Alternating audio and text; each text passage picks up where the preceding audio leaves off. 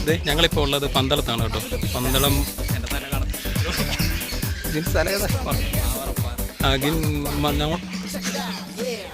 പന്തളം ഞങ്ങളിപ്പോൾ ഉള്ളത് മാവറപ്പാറ.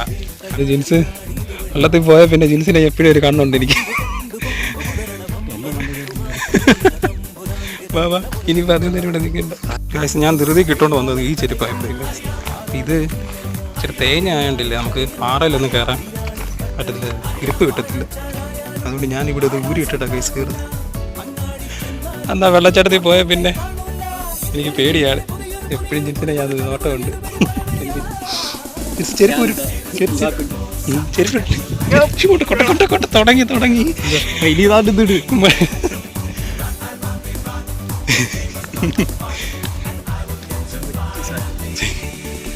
ജിൻസ് ചെരുപ്പ് ഊരിയിട്ട് കയറുന്നതായിരിക്കും നല്ലത് കേട്ടോ.